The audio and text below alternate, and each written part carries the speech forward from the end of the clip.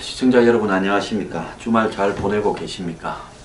황장수의 월드 인사이더 이번 주 소개할 이야기는 최근에 트럼프가 이 빈곤층에 대한 지원 예산들을 깎았습니다. 빈곤층의 메디케이드, 또 장애자, 또 이 농민 이런 부분에 대한 여러가지 복지 예산, 푸드 스탬프 예산 등을 깎았다 해서 제가 제 방송에서 이야기를 했습니다. 트럼프는 중상층 지지도 많이 받았지만은 서민층 지지도 굉장히 많이 받았다.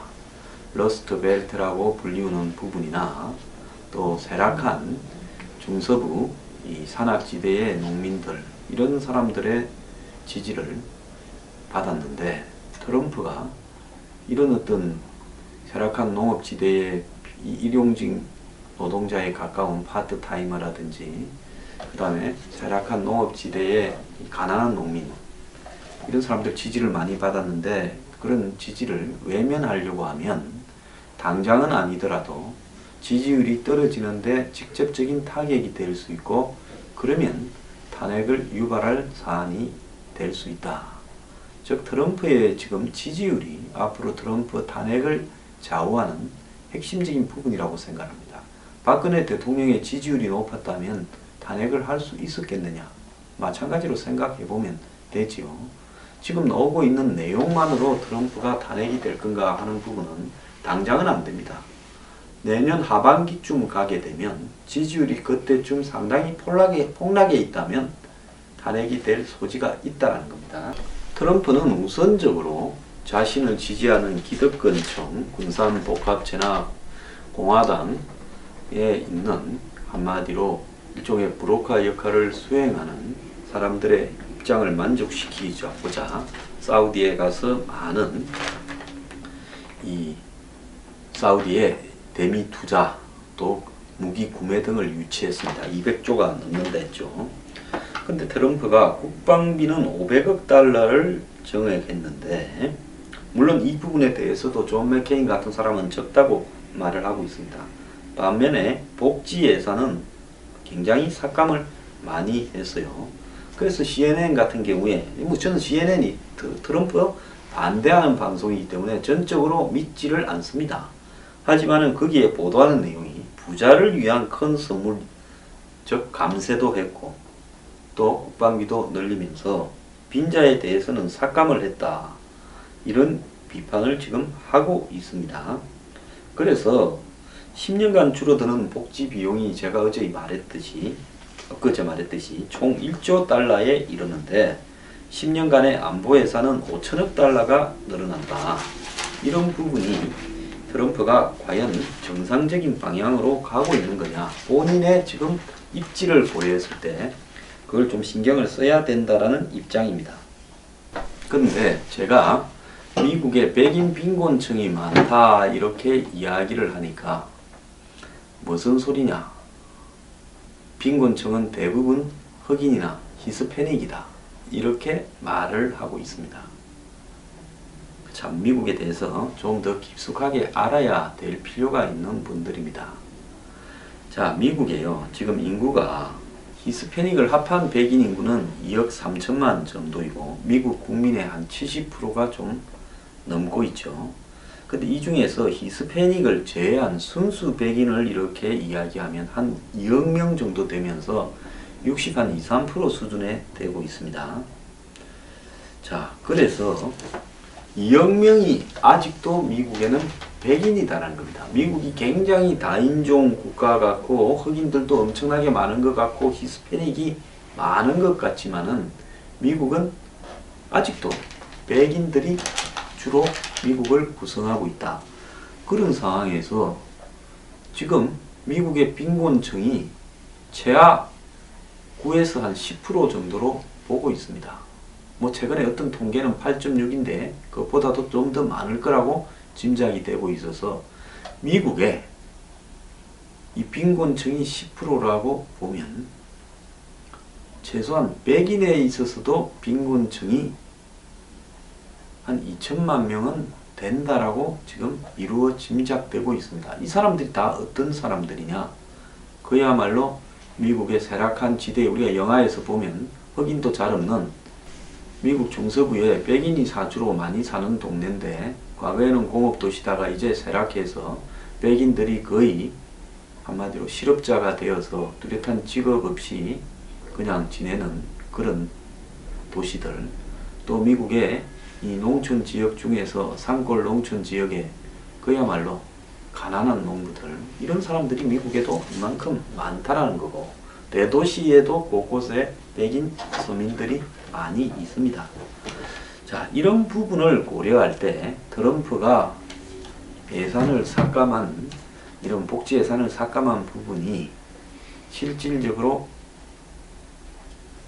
즉 흑인이나 히스패닉한테만 적용된다고 보는 것은 매우 오산이고, 실제로 미국의 많은 경제학자들은 미국의 백인들의 빈곤은 2중 3중의 빈곤을 겪고 있는데, 그런 부분들이 외면당하고 있다라고 이야기를 하면서 상당히 많은 백인들이 상상을 초월하는 수준의 삶을 살고 있다라고 이야기도 합니다.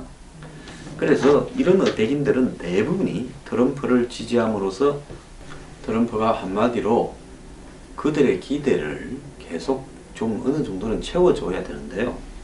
그러지 못하는 측면이 발생하고 있습니다. 그것은 트럼프 정부의 이 내각 구성을 봐도 알 수 있는데요. 트럼프의 정권의 강요 등 요직의 특징은 백인 중심의 부호들의 집합체라고 부를 만하다고 언급이 되고 있습니다.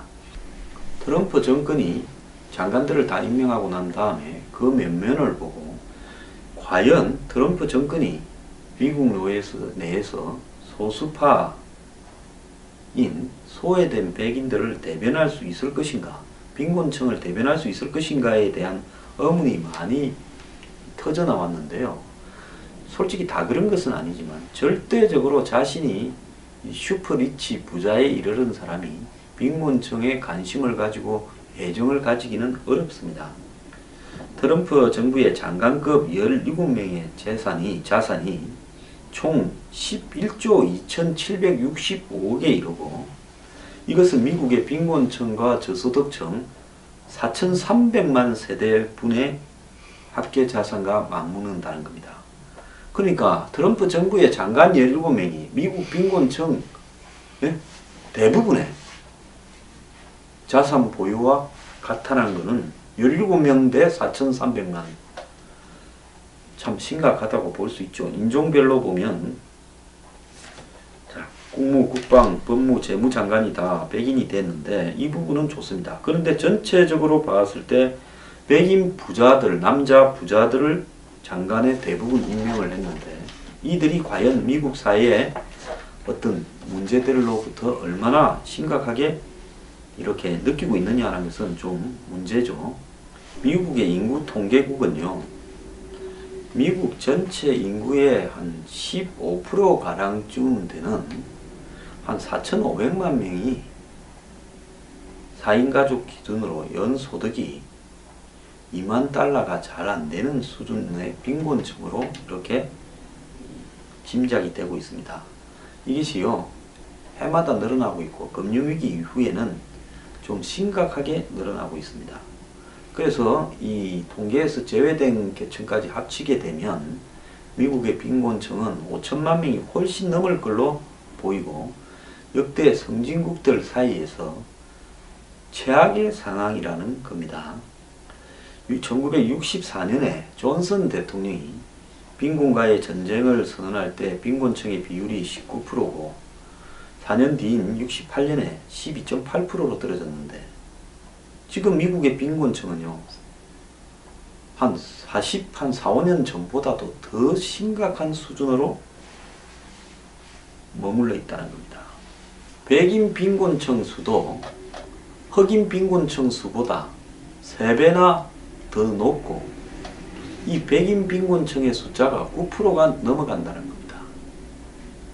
그래서 제가 아까 백인 빈곤층이 2천만 명이 넘는다라고 이야기합니다. 그래서 빈곤한 사람은 대부분 흑인이거나 복지의 대상자는 히스패닉이라고 생각하는 제 이 유튜브를 보고 미국에 사시는 교민들 중에 몇 분이 나 미국 실정을 모른다 어쩐다 그러는데, 제가 이런 이야기를 할 때 그냥 허투루 이야기를 하는 게 아닙니다. 미국에서 백인 빈곤층이 흑인 빈곤층보다 3배보다도 훨씬 더 많다라는 겁니다. 가장 많은 빈곤층이 절대적 다수로는 백인 빈곤층이라고. 백인이 인구도 훨씬 많고 아직도. 그리고 그 백인들 중에서 빈곤한 사람 숫자가 흑인들 중에 빈곤한 사람 숫자보다 3배 이상입니다. 그런데 무슨 빈곤층이 다 흑인이고 히스패닉이라서 트럼프 표 찍었다, 이런 말을 하느냐는 겁니다. 물론 인종적인 측면에서 봤을 때 빈곤율이 흑인이 훨씬 높고 백인이 더 낮지만은 전체적인 어떤 절대 숫자로 보면 백인 빈곤층이 훨씬 많다는 겁니다. 지금 미국 정부가 낡은 통계 기준을 이용해서 새롭게 빈곤층에 진입하는 사람들을 일부러 의도적으로 줄여서 빠뜨리고 있다라고 이렇게 이야기도 하고 있는데요. 즉 미국의 저명한 통계학자들은 빈곤층 통계는 빈곤 문제 대처 실적을 부풀리기를 바라는 정부가 수치를 낮추기 위해 고안된 것이다라고 말을 하면서, 실제 미국의 빈곤층은 6천만 명에 가까이 될 거고 20%를 넘기고 있다라고 이야기를 하고 있습니다. 그래서 미국의 빈곤 문제는 다른 선진국보다 매우 광범위하게 이렇게 번져가고 있는데요. 이 현상이 2000년대 들어서 IT 중심으로 미국의 업종이 완전 재편되면서 제조업이 사라지면서 더욱 심해지고, 2007년 8년 금융위기를 겪으면서 더욱더 심해지고, 최근에 미국이 생산하는 거의 대부분의 중저가 기술 품목들을 이렇게 수출하면서 미국의 빈곤은 더욱더 높아지고 있습니다. 그런데 미국이 지난 30년간 부유층과 빈곤층 간의 소득 및 수명 격차가 엄청나게 확대되었다. 부자는 오래 사는 만큼 사회보장 혜택도 더 많이 받고 있다라는 아이러니가 있다고 하는 통계가 나왔습니다. 미국의 저명한 경제학자 13명과 보건정책 전문가 1명이 41세에서 51세의 미국 중년들을 대상으로 소득과 사회보장 혜택 등이 기대 수명에 어떻게 영향을 미치는가 연구하니까, 부유한 계층의 50세 남성이 80년에는 최저소득계층보다 5년 더 살았는데 2010년에는 30년 만에 12.7년을 더 산다는 겁니다. 그러니까 가난한 사람은 미국에서 의료 혜택을 못 받아서 건강을 관리할 비용이 없어서 1, 2년도 아니고 12.7년을 더 빨리 죽는다는 겁니다. 80년에는 부유층 50세 남성이 빈곤층 남성보다 돈 문제에 있어서도 1억 1,600만 원을 더 모을 걸로 예상이 되었는데 2010년에는 차이가 2억으로 확대가 되었습니다. 부유층 소득이 30년 동안 6만 6천 달러가 늘어난 반면에 빈곤층 소득은 4천 달러가 줄어들었습니다. 이것은 연소득을 기준으로 한 겁니다. 똑같은 50세 남성이 부자가 12.7년을 더 많이 살고 돈도 2억을 더 많이 저축하는 걸로 이렇게 나오는데, 자, 그러다 보니 고령자를 대상으로 하는 재정적인 보상이나 세금으로 주어지는 복지 혜택도 더 오래 사는 부자가 더 누리는 부익부 빈익빈 현상이 나타나고 있는데, 향후 이 격차가 더 커질 거라고 지금 나오고 있습니다.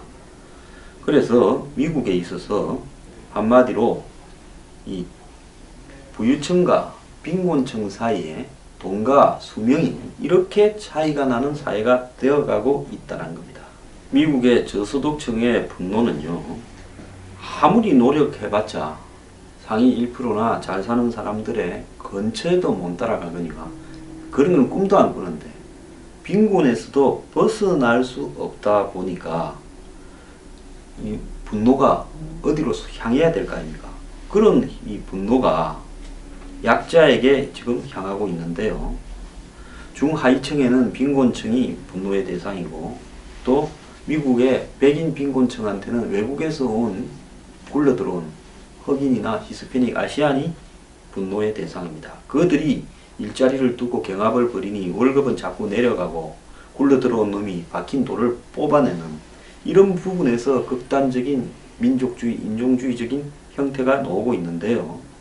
CNN 출구조사에 가면 실제로 트럼프는 중하위층과 저소득층에 속한 저학력 백인 남성들의 지지를 받아서 대통령으로 당선되었다는 것은 부인할 수 없는 사실이고, 그래서 이들이 갖고 있는 문화가 외국인 혐오, 미국 우선, 민족주의와 테러리즘의 위협 등입니다. 근데 외국인들이 비단 중하위층이나 저소득층에만 접근하는 게 아니라 IT 등 중산층의 부분에도 위협을 하고 있죠. 그러니까 이게 지금 이 외국인이 미국 경제를 약탈해 간다라는 의식이 중산층부터 저소득층, 빈곤층까지 광범위하게 지금 벌어지고 있습니다. 하위계층으로 들어가면 외국에서 들어온 이주민들이 청소, 서빙, 자빌, 일용직, 비숙련 등 허드렛 일자리, 아무런 기술이 필요 없어도 하면서 원래는 미국의 백인들이 그들을 보지도 않던 이런 자리들이 지금 넘어가고 있습니다. 자, 그래서 옛날에는 이런 일들은 대부분 흑인이나 이민자들이 했기 때문에 미국인들이 이런 일을 하지 않았기 때문에 이런 일로 일자리를 두고 충돌할 필요가 없었지요. 그런데 이제 미국의 중저소득 저학력 백인 남성들이 가야 될 부분은 그런 일자리 말고는 없습니다. 공장이 다 없어져 버렸는데요. 그러니까 이들이 이제 자기 삶이 팍팍하고 그런 사람들하고 경쟁도 하게 되고, 그러다 보니까 이들이 이제는 분노의 대상을 상류 기득 엘리트층으로 향하고 있는 거죠. 즉 상위 1%가 미국을 지배하는 논리를 세우고 있고, 여기는 공화당이나 민주당이나 다 마찬가지다. 그러니까 이들을 자극하는 분노의 동기는 결국은 백인 민족주의와 또 이민족에 대한 테러 위협 등, 이민족에 의한 테러 위협 등에 대한 애국주의, 이런 부분으로 가면서요, 그들이 지금 완장을 차고 성조기를 흔들고 또 자기보다 조금 사정이 나은 중산층이나 상류층을 비판하면서 뭐 진보적인 지의식인, 한국 같으면 깨어있는 시민, 이런 것을 조롱하면서 항상 적대적인 감정을 갖는 겁니다. 트럼프는 이들의 분노에 기반해서 집권을 했습니다. 그런데 트럼프 내각에 들어간 장관들이나 지도층은 그러지 아니하고, 애초에 미국의 극우 민족주의적인 이 인종적 성격이 섞인 그런 성향을 주도했던 사람들이 정말로 서민층, 저소득층, 빈곤층에 대한 애정에서 그렇게 했다고도 보지 않습니다. 트럼프가 살아오면서 가졌던 경제적인 어떤 사회적인 관념의 형성이 사회의식적인 부분을 제대로 이렇게 학습하거나 의식화되어 있다고 보지도 않습니다. 다만 트럼프의 그 놀라운 동물적 감각으로 봤을 때 미국의 저소득층 백인 남성들이 분노를 가지고 있다. 그래서 트럼프는 그들에게 적합한 한마디로 용어와 캐치프레이즈와 선동을 통해서 그들을 결집시켜서 당선이 되었습니다. 근데 그들 중에 상당수가 저소득 빈곤층이고 출구가 없는 사람입니다. 그렇기 때문에 트럼프는 탄핵을 당하지 않고 안정적으로 집권을 하려면, 더 나아가서 미국에 뭔가 업적을 남기려면 그들을 위한 한마디로 노력을 더 해야 된다. 일자리만 외국에서 가져온다, 뭐 전부 미국의 공장을 만들어라. 그것도 중요하지만은 그것만으로는 부족하다는 겁니다. 적어도 트럼프가 그들에 대한 끊임없는 애정을 가졌다라는 부분을 자세로서 보여준다면, 트럼프가 맨날 나타나는 모습은 성공한 슈퍼리치, 그리고 호화로운 그의 가족들, 그리고 그 주변에 돈 많은 친구들 밖에 안 보이잖아요.